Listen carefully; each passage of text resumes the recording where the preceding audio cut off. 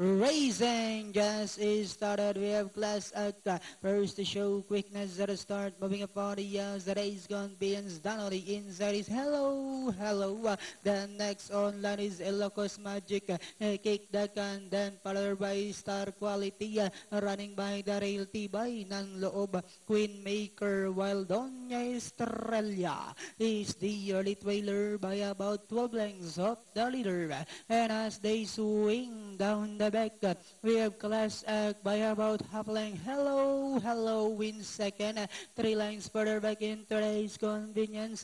Kick the can comes next. Star Quality, Queen Maker, Ilocos Magic, tibay ng loob, while Doña Estrella now coming closer.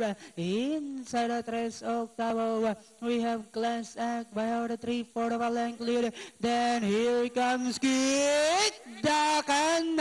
We have Kick the Can now takes command. Class Act is down on the inside, is convenience, and on the outside, Star Quality, Queen Maker, Ilocos Magic, hello, hello, tibay ng loob, and Doña Estrella. And as they swing for home, we have Kick the Can by our length.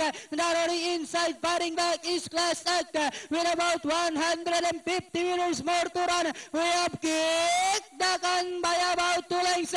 Ace Convenience is on the outside, but still Kick the Can, Ace Convenience, and finally it's Kick the Can, Ace Convenience, Class Act, Queen Maker, Doña Estrella, then comes Star Quality.